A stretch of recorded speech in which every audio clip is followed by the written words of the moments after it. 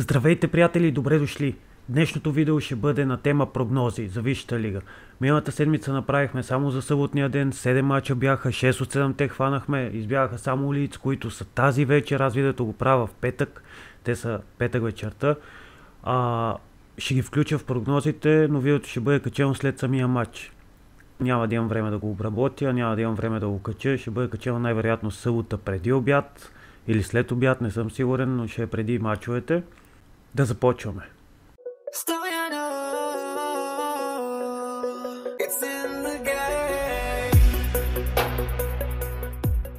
Първия матч, този, който е днес, петък в 10 часа, са Лийдс с Уест Хем Юнайтед. Миналата седмица точно Лийдс ме издъниха.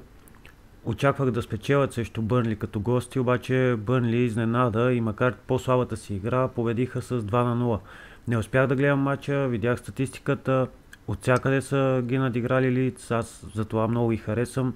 Първото заради което е, защото Илия Груев играе там, но другото, което е, те играят много нападателен футбол, много атакуващ футбол, макар че влязоха сега от премиершип, играят много добре, справят се много добре, атакуващ хубав, атрактивен футбол, но загубиха и това е единствения матч, който избяга за миналата събота. Аз мисля, че Лийдс тази вечер ще спечели срещу Уест Хем. Уест Хем също не са в кой знае каква форма, те дори са в дъното на класирането, така че аз мисля, че Лийдс тази вечер ще се компенсира и ще спечели може би с 1-0, но ще спечели с минимален резултат, така че Лийдс Уест Хем Юнайтед единица. Втория матч, който е, и той е първи за събота в 5 часа, Челси срещу Съндърланд. Челси са така колебливи, липсата на Кол Палмър се усеща, но направиха един страхотен матч в Шампионска лига, победиха Аякс с 5-1. Съндърланд са също в много добра форма, те влязоха също този сезон, както и Лийдс, но правят хубави мачове, печелят. Седми са в класирането, Челси са пети, но аз мисля, че Челси ще спечели този матч сега след победата в Шампионска лига, така че Челси, Съндърланд 1. Следващия матч е Нюкасъл срещу Фулъм. Нюкасъл изиграха един хубав матч в Шампионска лига, спечелиха с 3-0 срещу Бенфика, така добре се представиха. Те са 14-ти, Фулъм са 15-ти, Фулъм с 3 поредни загуби във Висшата лига. Но аз мисля, че този матч е хикс поради умората на Нюкасъл, поради това, че е време Фулъм да вземе точка, тъй като 3 поредни матча загуба са започнали една много лоша форма и аз мисля, че Нюкасъл и Фулъм ще направят хикс. Следващия матч е Манчестър Юнайтед и Брайтън. По принцип резултатите за Манчестър Юнайтед срещу този съперник не са много положителни последните години. Но аз мисля, че този матч Юнайтед ще го вземат. Те подхванаха една много хубава серия.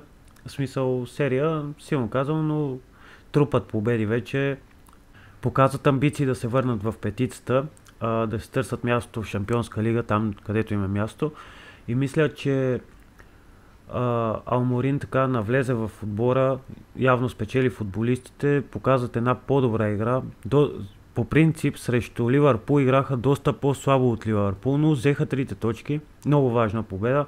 Имат победа и на Челси. И сега мисля, че и тук ще успеят да вземат 3 точки. Според мен Манчестър Юнайтед, Брайтън ще бъде единица. Следващия и последен съботен матч е между Брентфорд и Ливърпул. Ливърпул успява да прекъсне серията си от загуби с една разгромна победа на Айнтрахт Франкфурт в Германия и мисля, че тук ще бият и разгромят Брентфорд пак по същия начин. Може би ще допуснат гол, но според мен резултата ще е поне с 2 гола разлика в полза на Ливърпул. Те имат нужда от това, четвърти са в класирането и им е нужна победата, за да си върнат добрата форма, да могат да се борят за титлата, защото не могат да си позволят повече загуби предвид формата на Манчестър Сити и формата на Арсенал. Този матч трябва да бъде спечелен на 100% от Ливърпул, ако иска да се борят за титлата и според мен е двойка. Брентфорд, Ливърпул, двойка. Отиваме на Борнемут и Нотингъм Форест. Първия матч в неделя, който е. Нотингъм Форест бяха в една така дупка, много лоши резултати, но Сега спечелиха с един много така мръсен матч, да се каже, грозна игра, но спечелиха ефективен футбол, 2-0 спечелиха срещу Порто, но това не означава, че ще успеят да спечелят срещу Борнемут, които са трети и показват така едни много хубави резултати. За момента формата им е много стабилна. Миналия кръг познах Хикса им с Кристал Палас. Сега мисля, че отново ще позная за победа за Борнемут върху Нотингъм Форест. Според мен този матч е Борнемут Нотингъм Форест единица. Следващия неделен матч, който е, това са Арсенал срещу Кристал Палас. Арсенал са безупречни, печелят. Първи са в момента в класирането. Кристал Палас също показват една много хубава форма. Те са седми. Почти сигурен съм, че Арсенал ще бие Кристал Палас поне с 3 гола разлика вкъщи.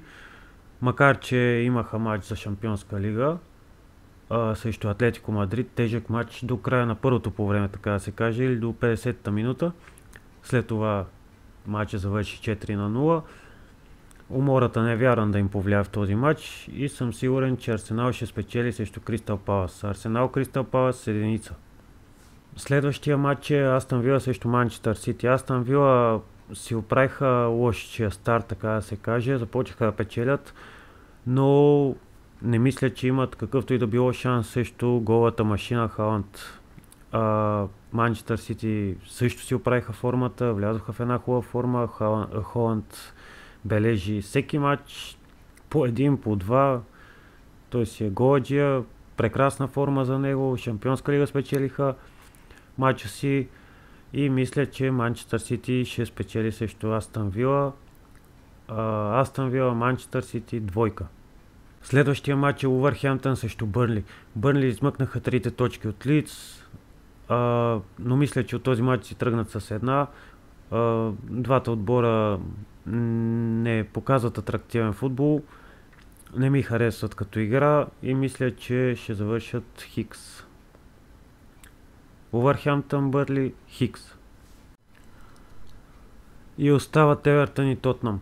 Макар колебливата игра на Тотнъм, като всеки сезон, така да се каже, аз мисля, че този матч ще успеят да го вземат. Може би с доза късмет, но мисля, че Тотнъм тук ще вземе 3 точки и ще продължи да се бори за мястото си в топ 5.